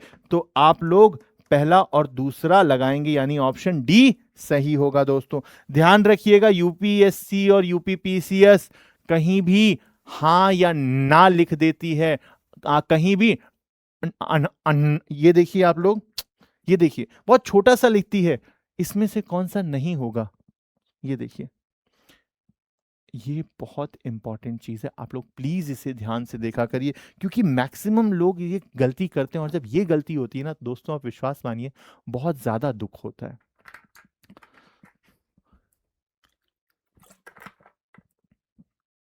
वहीं हम अगर क्वेश्चन नंबर 76 की बात करें, अगर हम मल्टी डायमेंशनल पॉवर्टी की बात करते हैं दोस्तों, तो सही है कि इसे 2010 में लागू किया गया था, लेकिन इसका दूसरा स्टेटमेंट गलत है। इसमें बोला गया है कि सिर्फ $1 नहीं, $1 से ज्यादा होता है, वो लगभग 1.3 या $1.4 के आसपास इसका एक स्टैंडर्ड रखा गया है कि रोज जो लोग इतने पैसे अर्न नहीं कर रहे हैं वो मल्टी डायमेंशनल पॉवर्टी इंडेक्स के नीचे हैं। रिसेंटली आपको पता है कि भारत सरकार के नीति आयोग ने भी इस पर रिपोर्ट निकाली थी। उससे पहले इंटरनेशनल ऑर्गेनाइजेशंस ने, जैसे कि आईएमएफ ने, वर्ल्ड बैंक ने भी इस पर रिपोर्ट निकाली थी, हम लोग डिस्कस कर चुके हैं। अगर हम बात करें 77 की, तो लैक्टिक एसिड जो होता है वो कर्ड में होता है, टार्ट्रिक एसिड ग्रेप्स में होता है, लेकिन एसिटिक एसिड आलू में नहीं होता। आलू में कहां से आ जाएगा भाई? इसमें पूछा है किसमें नहीं होता, तो आप बता देंगे बी, यानी कि सी में नहीं होता। ठीक है भाई, वहीं अगर हम इंडियन ओशन की बात करें तो पहले इसे इस नाम से जाना जाता था, ये बात भी सही है। और तो और इंडियन ओशन इक्वेटर के दोनों साइड है, हाँ बिल्कुल सही। अरे भैया, जब हम केरला के नीचे जाते हैं तो क्या है, श्रीलंका है। श्रीलंका के और नीचे भी जाएं तो भी इंडियन ओशन है, और श्रीलंका के और नीचे तो इक्वेटर ही है ना भैया। तो मतलब कि इक्वेटर के भूमध्य रेखा के दोनों ओर ही इंडियन ओशन है, ये बात सही है साहब, ठीक है। तो इसका दोनों सही हो जाएगा। वहीं अगर हम ये इस युद्ध की बात करें, हुमायूं के द्वारा ये युद्ध कंटेस्ट किए गए हैं, हम अगर इनके साल की बात करें, इनके क्रोनोलॉजी की बात करें, तो इसका आंसर डी सही हो जाएगा। क्या आप लोगों को ये बात समझ में आ रही है दोस्तों? मैं उम्मीद करता हूं आप सभी को ये सब बातें समझ में आ रही होगी। हम लोग और आगे बढ़ते हैं। यहाँ पे खून की बात करी गई है, इसमें बताया गया है खून में मेनली आप प्लाज्मा होता है और डिफरेंट डिफरेंट टाइप के सेल्स होते हैं, सही बात है। दूसरा है कि खून का रंग लाल इसलिए होता है क्योंकि उसमें होमोग्लोबिन होता है, बिल्कुल सही बात बोली है इन्होंने, दोनों स्टेटमेंट सही हैं। वहीं अगर मैं क्वेश्चन 81 की बात करूं तो पता है आपको 2026 में आपको इंटरनेशनल बुकर प्राइज किसको मिला था? सभी को पता है, बच्चे बच्चे को पता है, हार्ट लैंप नाम का उपन्यास था। और ये किसको, एक मिनट दोस्तों, एक मिनट, मैं मिस्टेक इसलिए कर रहा हूं क्योंकि यही क्वेश्चन अभी आगे भी पूछा जाएगा, ठीक है। तो उसमें मैं बता दूं कि इंटरनेशनल बुकर अवार्ड जो है बानू मुश्ताक जी को दिया गया था हार्ट लैंप उपन्यास में। इसमें पूछा गया है कि जो उसकी जूरी मेंबर्स थे उसमें कौन सी भारतीय शामिल थी, तो उसका नाम है नीलंजना एस रॉय। ऑप्शन सी सही हो जाएगा दोस्तों। वहीं अगर हम कॉन्स्टिट्यूशन असेंबली की बात करते हैं तो ये बहुत ही आसान क्वेश्चन था। यूनियन कॉन्स्टिट्यूशन कमेटी की अध्यक्षता जवाहरलाल नेहरू ने करी थी। ड्राफ्टिंग की बी आर अंबेडकर साहब ने की थी। फंडामेंटल राइट्स पे जो सब कमेटी जो थी वो जेबी कृपलानी जी ने करी थी। और अगर हम रूल्स एंड प्रोसीजर कमेटी की बात करें तो वो डॉक्टर राजेंद्र प्रसाद ने करी थी। आप लोग इसका आंसर मार्क कर सकते हैं बहुत ही आसानी से। क्या ये बात समझ में आ रही है? नहीं सर, आंसर मैं बता देता हूं, सी आंसर है इसका। ओके, ठीक है सर, ठीक है, ये बातें हमें समझ में आ रही हैं सर। आप आगे मुझे बताइए। ठीक है भाई, आगे बताते हैं आपको। इसका आंसर होगा डी, क्योंकि आप लोगों को पता है कि सबसे पहले इंटीग्रेटेड रूरल डेवलपमेंट प्रोग्राम शुरू किया गया था, मैंने अपने लेक्चर में बताया था। और रिसेंटली तो हम क्या ही बोलें, जब यूपीए की गवर्नमेंट थी तो इनमें से आखिरी योजना थी जवाहर रोजगार योजना, और बाद में कहीं ना कहीं इसका विकसित रूप 2006 में मनरेगा लेकर आया गया। ठीक है साहब, नहीं सर मनरेगा नहीं, आप उसे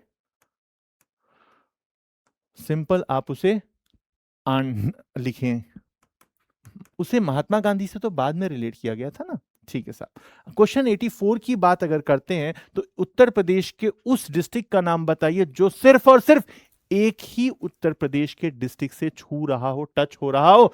आंसर है आपका सबसे दक्षिण, मतलब सबसे दक्षिण में तो नहीं, दक्षिण में पड़ता है आपका एमपी के बॉर्डर से शेयर कर रहा है ये, और उत्तर में पड़ता है सहारनपुर। यानी कि इसका आंसर ए हो जाएगा, ओनली 1 एंड 2।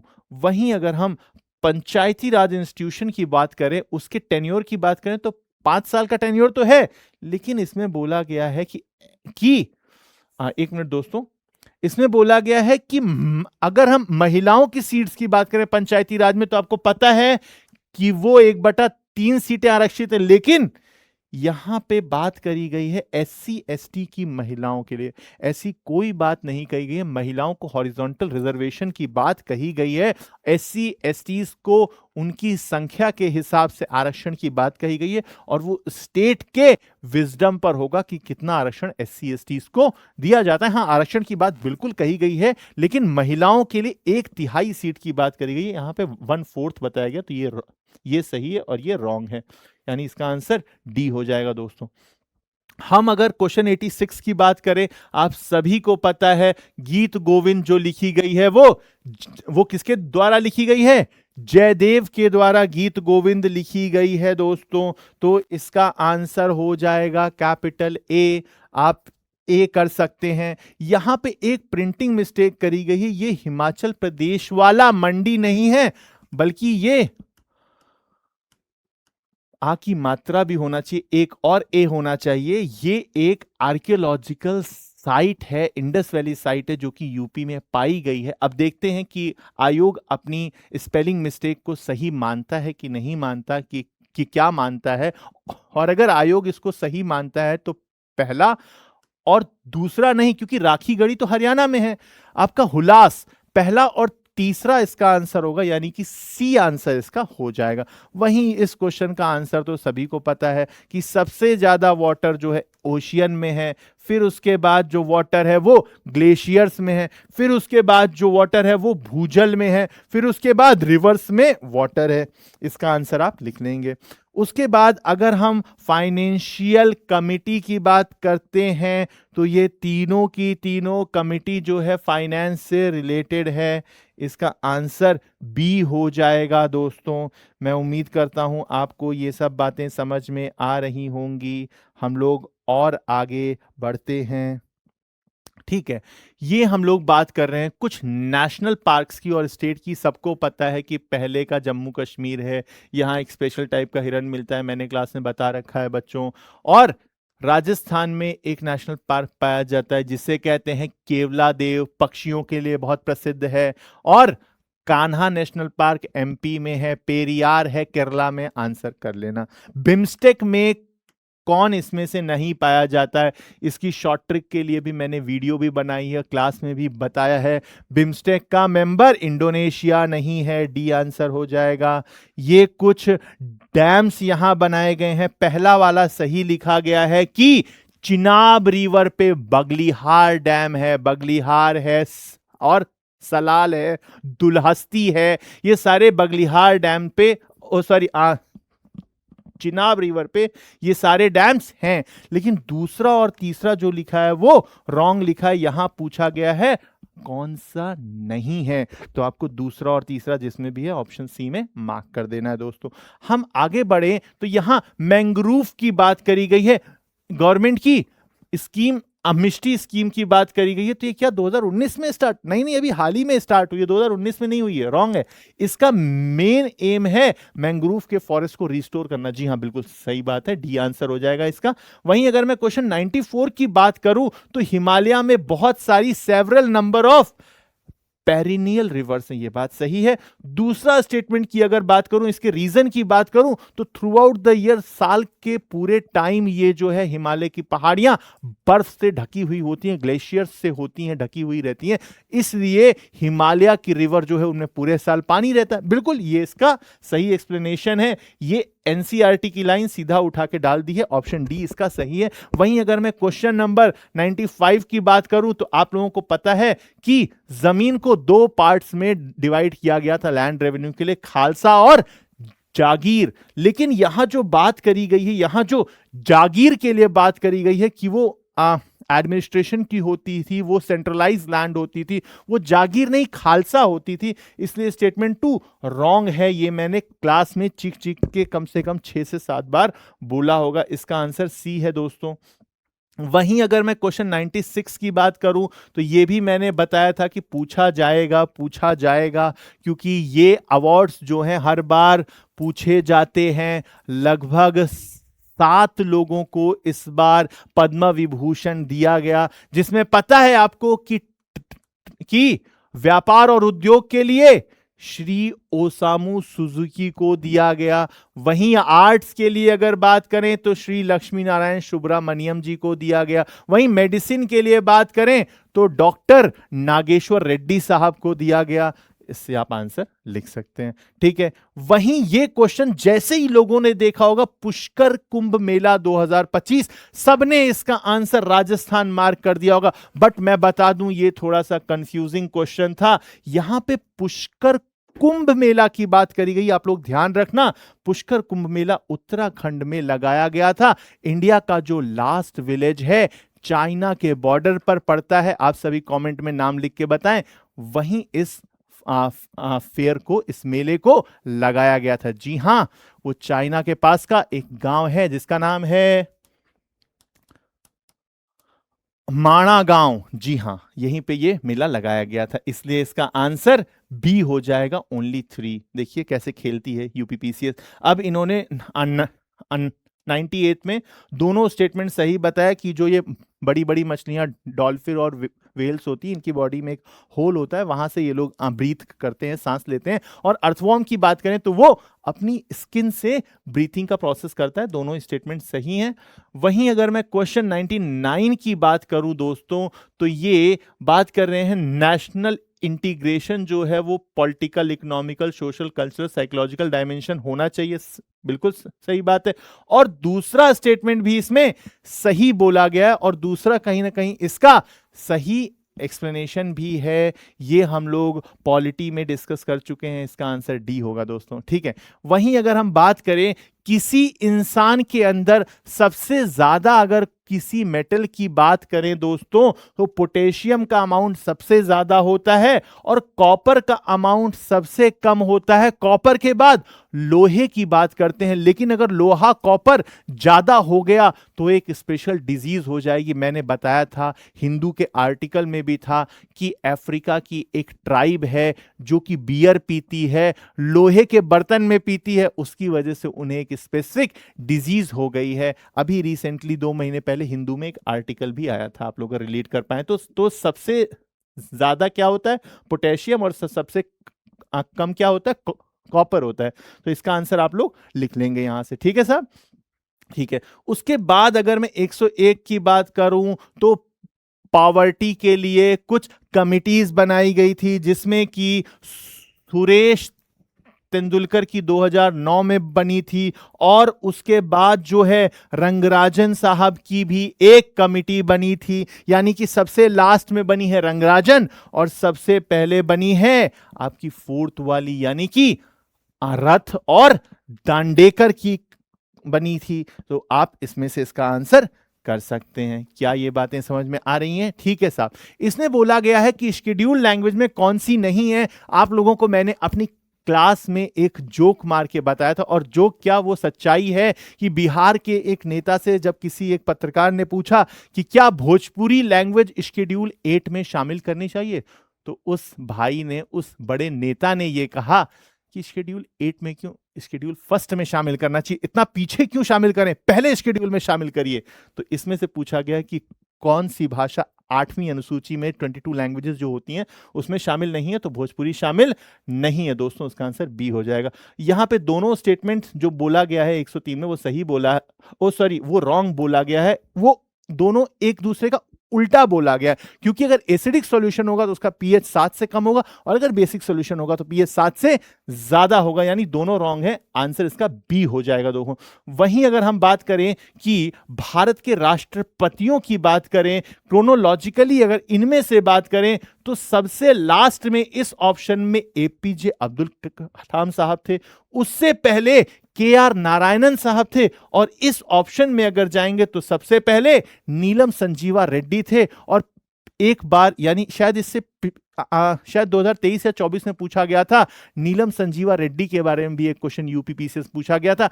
ये ऐसे राष्ट्रपति थे जिनका किसी भी पार्टी ने विरोध नहीं किया था। तो इसका आंसर आप लोग मार्क कर सकते हैं कि सबसे पहले नीलम संजीवा रेड्डी, लास्ट में सबसे एपीजे अब्दुल कलाम साहब।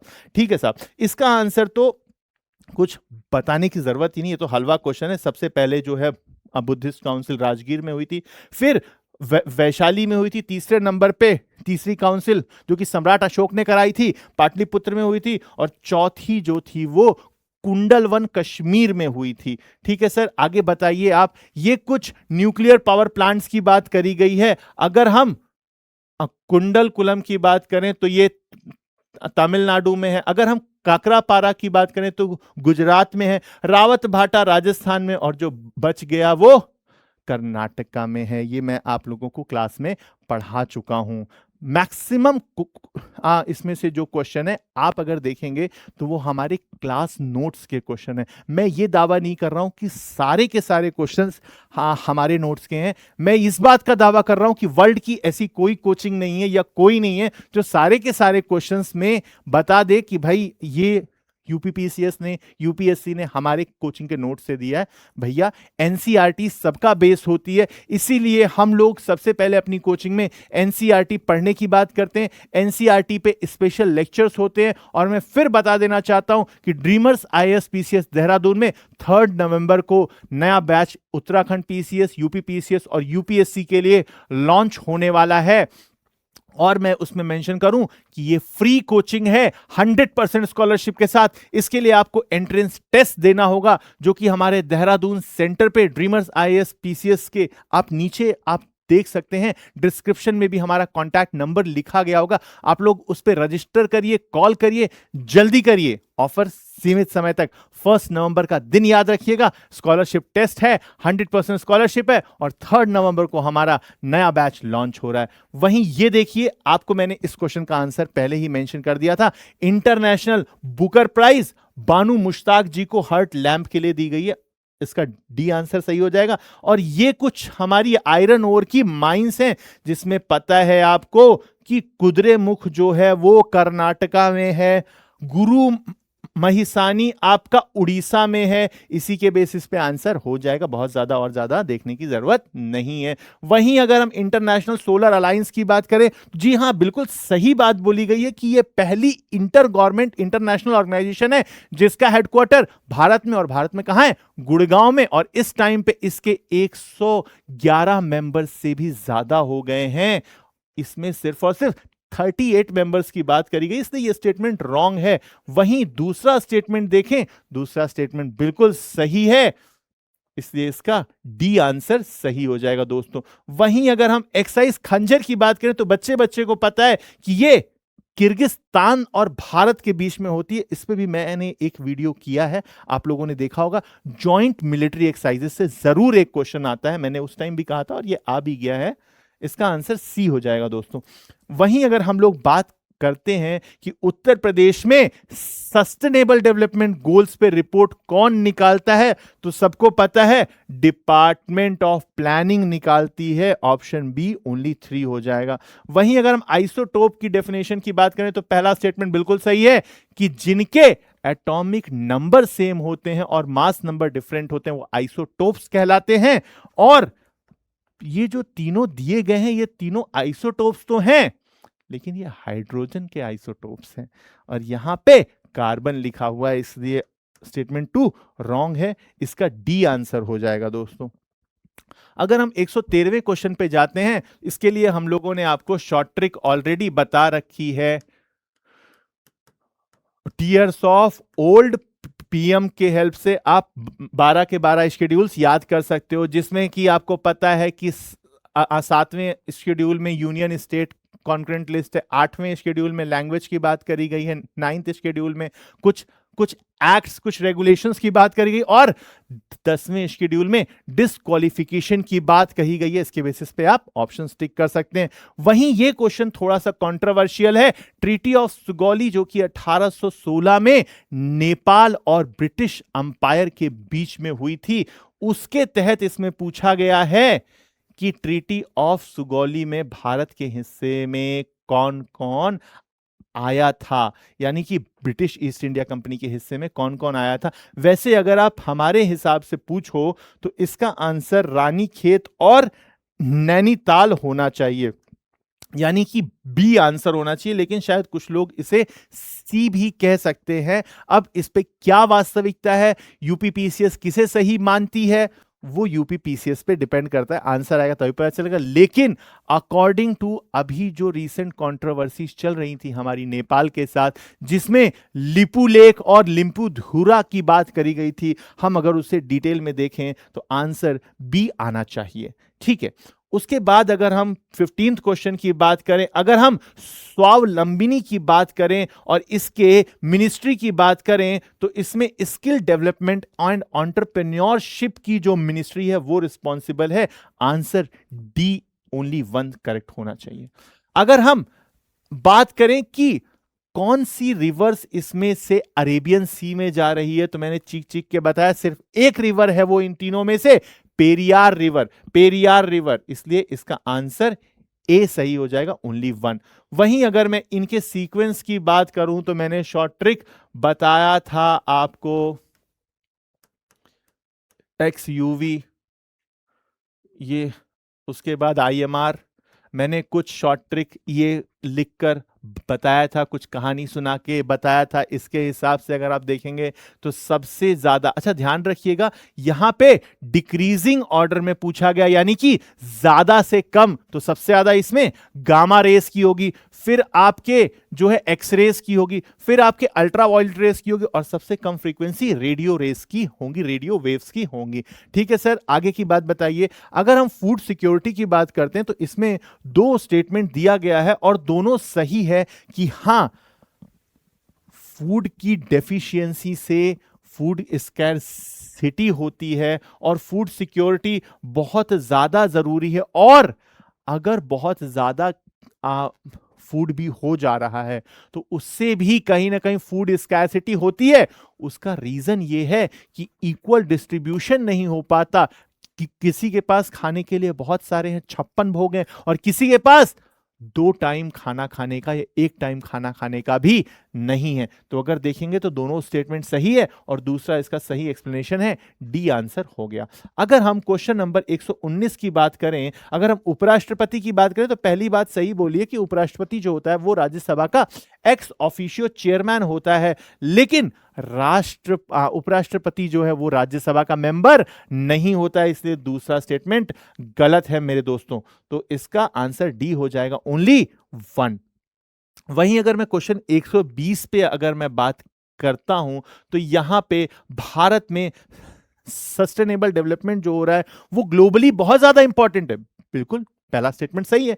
दूसरा स्टेटमेंट में बोला है क्योंकि विश्व की 1/6 1/6 पॉपुलेशन जो है इंडिया में है, इसलिए जरूरी है। दोनों स्टेटमेंट सही है, दूसरा उसका सही एक्सप्लेनेशन, इसलिए डी आंसर सही हो जाएगा। वहीं अगर हम ये जो राजा हैं इनको अगर इनकी डायनेस्टी से मैच करें तो अमोघ वर्षा को सबसे पहले आप मैच करेंगे, जो कि राष्ट्रकूट डायनेस्टी के हैं। इसी के बेसिस पे आप इसका आंसर बहुत ही आसानी से लगा सकते हैं मेरे प्यारे दोस्तों। कि अगर ये बात नहीं समझ में आ रही हो तो बोलिए। ठीक है, इसके बाद वाला क्वेश्चन देखिए कि अपीको मूवमेंट किससे संबंधित है। तो मैंने बताया था अगर चिपको मूवमेंट की बात करें तो उत्तराखंड सुंदरलाल बहुगुणा गौरा देवी से संबंधित है, लेकिन अगर अपीको मूवमेंट की बात करते हैं तो वो कर्नाटका से संबंधित है मेरे दोस्तों। मैं उम्मीद कर रहा हूं आप लोगों ने ये क्वेश्चन सही किया होगा, किसी ने ये क्वेश्चन रॉन्ग नहीं किया होगा। ठीक है, तो इसका आंसर बी हो जाएगा। और अगर हम 121 के आंसर की बात करें तो इसका भी बी ही आंसर है मेरे प्यारे दोस्तों। हम अगर आगे बढ़ें, प्रधानमंत्री मुद्रा योजना की बात करें तो ये फाइनेंस मिनिस्ट्री की स्कीम है, ऑप्शन बी सही हो जाएगा प्यारे दोस्तों। वहीं अगर हम भारत में चुनाव में जो रिफॉर्म्स किए थे, इलेक्शन में रिफॉर्म्स की बात करें, क्रोनोलॉजी की बात करें, तो सबसे पहले मेरे प्यारे दोस्तों जो है वोटर की फोटो आइडेंटिटी के बारे में बात करते हैं। और सबसे रीसेंट अगर हम बात करें तो वो था नोटा। नहीं, नोटा के बाद एक और चीज आई थी, वीवीपैट। नहीं सर, वीवीपैट तो पहले ही आ गई थी। जी हां, वीवीपैट पहले ही आ गई थी, इसलिए सबसे पहले वोटर आइडेंटिटी कार्ड और फिर आएगा नोटा। इसी के बेसिस पे आप आंसर कर सकते हैं। ठीक है, ठीक है सर। वहीं अगर मैं 125 की बात करता हूं दोस्तों, तो इसमें जो पहला स्टेटमेंट है बिल्कुल सही है और दूसरा स्टेटमेंट जो है वो उसका सही एक्सप्लेनेशन है और बिल्कुल सही है। ये कॉमन सेंस की बात है, मुझे एक्सप्लेन करने की जरूरत नहीं है, इसलिए इसका आंसर डी हो जाएगा दोस्तों।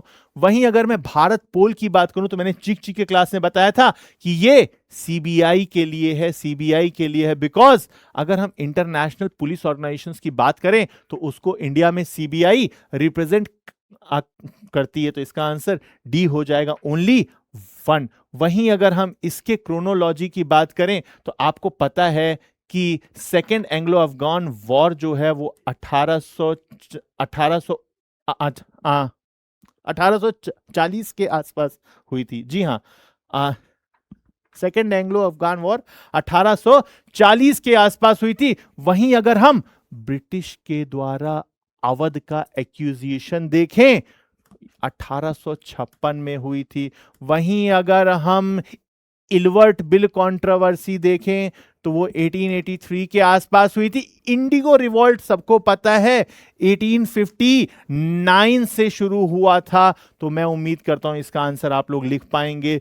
28वां क्वेश्चन पूछा है, 128वां क्वेश्चन कि वन डिस्ट्रिक्ट वन प्रोडक्ट पे यहां पे मूंज की बात कही गई है, तो सभी को पता है सुल्तानपुर एंड अमेठी इसका आंसर है, यानी फर्स्ट एंड सेकंड इसका सही होगा, सी आंसर। वहीं 129 में अगर देखें तो इसमें से ये पूछा है कौन सा प्रोग्राम नेशनल एजुकेशन पॉलिसी 2020 में शामिल नहीं है। तो ये मैंने आपको नेशनल एजुकेशन पॉलिसी, या अगर हम कहें कि न्यू एजुकेशन पॉलिसी जो 2020 में आई थी, उसमें कहीं ना कहीं ये भारत निर्माण प्रोग्राम की बात कहीं नहीं की गई थी। तो इसका आंसर हो जाएगा बी, ओनली 3। थोड़ा और आगे बढ़ते हैं दोस्तों। इसमें बात करी गई है कि आयरन डोम मिसाइल किससे संबंधित है। बच्चे बच्चे को पता है इजराइल से संबंधित है, बी आंसर। लेकिन कहीं ना कहीं इसमें यूएस का भी थोड़ा योगदान था। तो कुछ लोग शायद यूएस सोच सकते हैं, लेकिन इसमें एक पर्टिकुलर कंट्री की नहीं सर, यहां तो बहुत सारे देशों की बात करी गई, यहां कंट्रीज की बात करी गई है। वो यूपीएससी आई मीन यूपीपीसीएस आयोग के ऊपर है कि वो सिर्फ और सिर्फ ऑप्शन बी को सही मानती है या ऑप्शन ए को सही मानती। वैसे हमारे हिसाब से इसका आंसर बी ही होना चाहिए, क्योंकि Iron Dome belongs to Israel, ये हर जगह लिखा हुआ है। ठीक है साहब। वहीं अगर हम बात करें क्वेश्चन 131 की, तो महिलाओं और पुरुषों की आवाज में है डिफरेंस, सभी को है पता। ठीक है, सही बात है। उसका रीजन भी बता रहे हैं कि उनका जो वोकल कॉर्ड है उसकी लंबाई में और थिकनेस में अंतर है, जिसकी वजह से उनकी पिच में कहीं ना कहीं चेंज आ जाता है। सही बात है, और ये इसका सही एक्सप्लेनेशन भी है, इसलिए डी आंसर सही हो जाएगा। वहीं अगर हम ह्यूमन डेवलपमेंट इंडेक्स की बात करते हैं मेरे दोस्तों, तो ये बात पहली वाली सही है। और ये क्या महबूबुल हक से लाया गया, ये लाए थे? नहीं, हमारे वाले लाए थे। कौन? कि अमर्त्य सेन साहब लेकर आए थे। इसलिए दूसरा स्टेटमेंट एक्सक्यूज मी, दूसरा स्टेटमेंट मेरे प्यारे दोस्तों रॉन्ग है। ठीक है, इसलिए इसका आंसर डी सही हो जाएगा।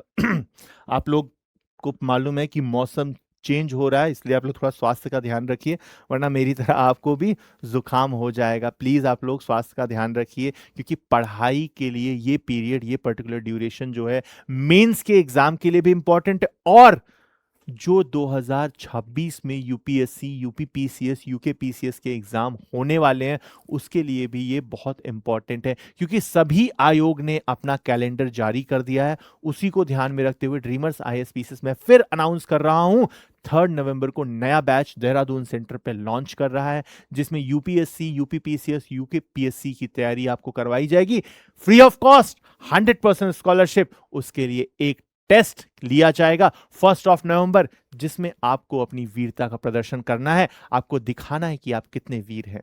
1 नवंबर को उसके लिए एंट्रेंस टेस्ट लिया जाएगा, और 3 नवंबर को ड्रीमर्स आईएएस देहरादून सेंटर पे हमारे बैचेस स्टार्ट हो जाएंगे। आप नीचे दिए गए कॉन्टैक्ट नंबर पे संपर्क कर सकते हैं। ठीक है साहब। हम लोग अगर बात करें अच्छा 133 की अगर बात करें, इसमें पूछा गया है कौन सही नहीं है। पता है कि नेशनल वोटर डे 25 जनवरी को होता है, कॉन्स्टिट्यूशन डे 27 जनवरी को नहीं होता, 26 नवंबर को होता है, और इन्होंने ह्यूमन राइट डे भी रॉन्ग लिखा है, इसलिए इसका आंसर सी हो जाएगा 2 और 3, क्योंकि यहां पे सही नहीं पूछा है, नॉट करेक्ट पूछा है बच्चों। ठीक है, वहीं अगर हम 134 की बात करें, इसको सीक्वेंस में अरेंज करना है, इसमें आप लोगों को देखकर ही पता लग रहा होगा इसका आंसर। किसर कैसे पता लगेगा इसका आंसर? भाई आपको मालूम है कि सबसे रिसेंट में जो यूथ्स के लिए ट्रेनिंग वगैरह लेके आई गई थी, इन सारे में वो सबसे रीसेंट है, यानी सबसे आखिर में हुआ था। और सबसे पहले सभी को पता है आजादी के बाद जो है कम्युनिटी डेवलपमेंट प्रोग्राम लाया गया था, इसलिए सबसे पहले ये है, सबसे लास्ट में ये है। बी आंसर हो जाएगा, बच्चे बच्चे को पता है यार। ठीक है सर, ये अभी रिसेंटली एक अक्षय कुमार की मूवी आई थी, आपने अगर वो मूवी भी देखी होगी तो भी इस क्वेश्चन का आंसर आप कर सकते हो कि जलियांवाला बाग की हत्याकांड के बाद वायसराय की एग्जीक्यूटिव काउंसिल से किसने इस्तीफा दे दिया था? उनका आंसर है शंकरन नायर साहब ने इस्तीफा दे दिया था। डी आंसर सही है, ओनली 1। वहीं अगर हम 126 की बात करते हैं तो रेल विकास निगम के द्वारा ये जो ब्रिज है राम सेतु वाला उसे बनाया गया, और रेल विकास निगम जो है वो रेलवे मिनिस्ट्री की एक नवरत्ना कंपनी बन गई है। ठीक है भाई, ये बात सही है। और ये भारत का पहला वर्टिकल लिफ्ट रेलवे सी ब्रिज है, ये बात भी सही है। सी ऑप्शन सही है, दोनों करेक्ट है साहब। ठीक है, वहीं अगर हम 137 में बात करें, एमआरपी मैक्स रिटेल प्राइस पे क्वेश्चन है। इसमें बोला गया है कि कस्टमर्स जो है एमआरपी पे बार्गेन या मोलभाव कर सकते हैं। हाँ ठीक बात है। इसमें दूसरे पॉइंट में इसके रीजन में यह बोला गया है कि सेलर के लिए यह आवश्यक है कि वो चीजों को एमआरपी पे ही बेचे। नहीं, आवश्यक नहीं है।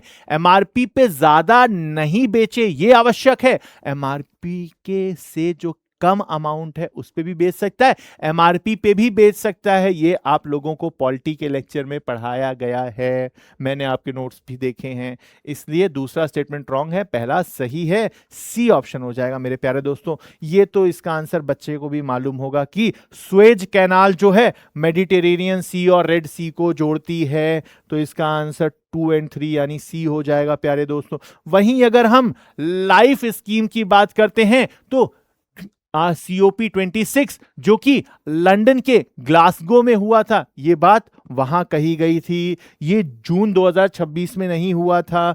ये जो है कोप 25 में नहीं, ये कोप 26 में हुआ था मेरे दोस्तों। तो इसका आंसर बी हो जाएगा। दोनों ही स्टेटमेंट रॉन्ग है मेरे प्यारे दोस्तों। अगर हम 140 की बात करें तो इंटरनेशनल मॉनेटरी फंड और वर्ल्ड बैंक सभी जानते हैं कि इन्हें ब्रिटेन वुड ट्विंस कहते हैं। जी हां, बिल्कुल सही बात। और दोनों का ही हेडक्वार्टर वॉशिंगटन डीसी में है, क्योंकि यूएस इन्हें कहीं पैसों संबंधित ऑर्गेनाइजेशन है, मैंने बताया है कि ये यूएस कहीं बाहर जाने ही नहीं देगा, अपने सबसे इंपॉर्टेंट सिटी वॉशिंगटन डीसी में ही रखेगा। लेकिन इसमें दूसरे को बोल दिया है कि ये न्यूयॉर्क में है, जबकि मतलब ये रॉन्ग है, यानी दोनों ही वॉशिंगटन डीसी में है, न्यूयॉर्क में एक भी नहीं है। ठीक है, तो सिर्फ इसमें पहला सही है, यानी आंसर इसका डी हो जाएगा प्यारे दोस्तों। वहीं यहां पे जॉइंट सिटिंग ऑफ पार्लियामेंट की बात करेगी, आर्टिकल 109 में नहीं, आर्टिकल 108 में है। चीख चीख के आपको बताया गया ये चीजें, तो ये रॉन्ग हो जाएगी। और जॉइंट सिटिंग जो बुलाई जाती है, क्या वो कॉन्स्टिट्यूशन अमेंडमेंट के लिए बुलाई जाती है? नहीं, कतई नहीं। दूसरा स्टेटमेंट भी रॉन्ग है, यानी ऑप्शन बी सही हो जाएगा। दोनों में से कोई सही नहीं है। वहीं आपको एक शॉर्ट ट्रिक सस्टेनेबल गोल्स के लिए भी बताई गई थी। जी हां, वो ट्रिक जो है वो आप सभी बच्चों को मालूम है। बहुत सारी कोचिंग इंस्टीट्यूट वही ट्रिक फॉलो करती हैं, जिसमें कि पंडित हरिहर ऐसे करके एक ट्रिक है। पंडित हरिहर इंग्लैंड गए, वहां उन्होंने इंग्लैंड की ग्रोथ इनोवेशन देख के भारत को 3 कुछ दिया था, मंत्र दिया था, लहसुन प्याज कपूर था ना यार, ऐसे क्यों रिएक्ट? हाँ स्टेट, हाँ हाँ ये देखिए नीचे कमेंट्स में लिख रहे हैं, बिल्कुल ठीक बात है। ठीक है साहब, तो इससे आप लोग देख सकते हैं कि इससे पहले से हो जाएगा कि आपकी पॉवर्टी जो है वो समाप्त हो जाएगी, इसलिए इसका आंसर बी हो जाएगा प्यारे दोस्तों। देख लेना यार, ये बच्चों वाले क्वेश्चन है, क्या ही डिस्कस करना। और ऑपरेशन ओलिविया मैंने चीख चीख के बताया था, इंडियन कोस्ट गार्ड्स के लिए है। ये ऑलिव रिडली नाम के कछुए जो होते हैं उनके लिए है। उड़ीसा में इसे लॉन्च किया गया था, लेकिन अगस्त महीने में इसे लॉन्च किया गया था।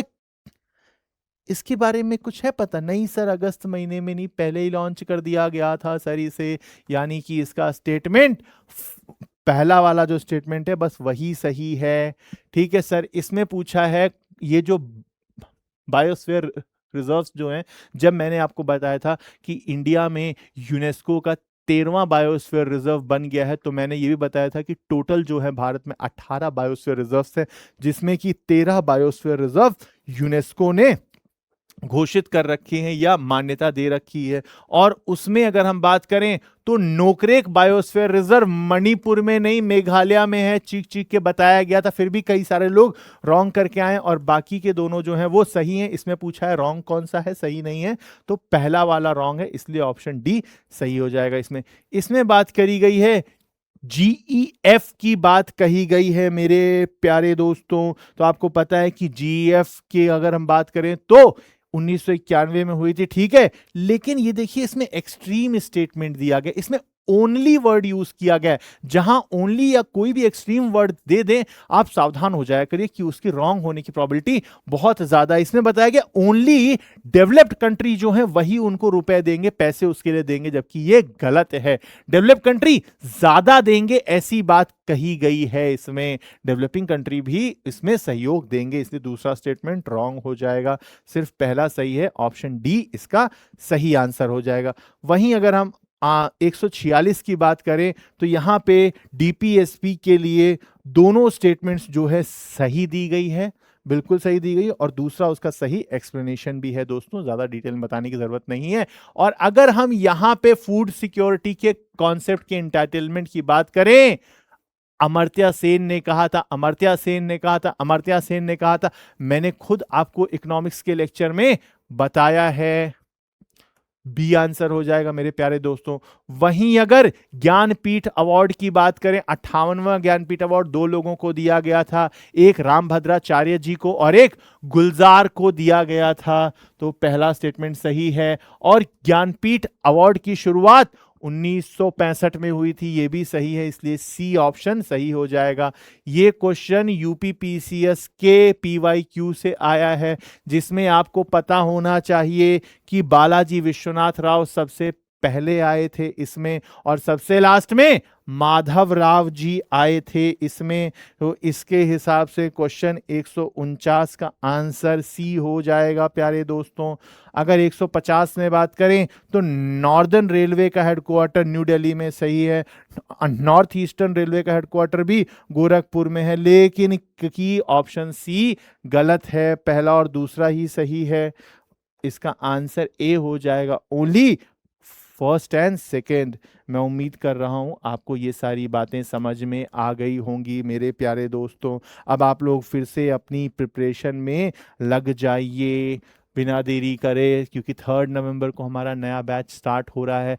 नीचे दिए गए डिस्क्रिप्शन में आप लोग देख सकते हैं, कॉन्टैक्ट नंबर पे आप कॉन्टैक्ट करिए, अपनी सीट रिजर्व करिए, और फ्री कोचिंग अगर आपको लेनी है 100% स्कॉलरशिप के साथ, 1 नवंबर को हमारे स्कॉलरशिप का एग्जाम लिया जा रहा है, टेस्ट लिया जा रहा है ड्रीमर्स आईएसपीसीएस सेंटर देहरादून में। ठीक है, मैं उम्मीद कर रहा हूं आप लोग अच्छे से पढ़ाई करोगे, और ये जो यूपीपीसीएस का पेपर हुआ, जिनका अच्छा हुआ है, जिनके अच्छे मार्क्स आ रहे हैं, जिसमें आप लोगों को अगर लग रहा है कि आपके टोटल जो है 120 के ऊपर नंबर बन रहे हैं, तो हमारा प्रिडिक्शन ये है कि 120 के ऊपर ही कट ऑफ जानी चाहिए, या 120 के आसपास ही कट ऑफ रहनी चाहिए। तो प्लीज़ आप लोग प्रिपरेशन करना स्टार्ट कर दीजिए मेंस की। और मैं तो ये भी कहूँगा कि जिसके भी 112 नंबर के ऊपर बन रहे हैं, वो लोग भी अपनी तैयारी करना स्टार्ट कर दीजिए प्लीज, क्योंकि अभी कुछ क्वेश्चंस यूपीएससी शायद 2-3 क्वेश्चन कैंसिल भी कर सकता है। ठीक है, मैं फिर से आप लोगों को मेंशन करूंगा, ड्रीमर्स आईएसपीसीएस अपना न्यू बैच 3 नवंबर को लॉन्च कर रहा है, जिसमें कि 1 नवंबर को 100% स्कॉलरशिप के लिए टेस्ट लिया जा रहा है, फ्री कोचिंग के लिए टेस्ट लिया जा रहा है, उसकी परफॉर्मेंस के बेसिस पे आपको स्कॉलरशिप दी जाएगी। मैं उम्मीद करता हूं आप लोगों का ये दिन अच्छा रहा होगा, आप लोगों को ये प्रेजेंटेशन बहुत अच्छी लगी होगी। ड्रीमर्स आईएसपीसीएस परिवार को इतना प्यार देने के लिए आप सभी का बहुत बहुत शुक्रिया, थैंक यू सो मच। दोस्तों अगर आपको यूपीपीसीएस का क्वेश्चन पेपर डाउनलोड करना है और इसकी पूरी आंसर की अगर डाउनलोड करनी है, तो आप नीचे दिए गए डिस्क्रिप्शन में एक लिंक शेयर शेयर किया गया है, जिसकी हेल्प से आप लोग आंसर की और क्वेश्चन पेपर और उसकी डिटेल्ड एनालिसिस वाली आंसर की आप लोग डाउनलोड कर सकते हैं नीचे दिए गए लिंक से।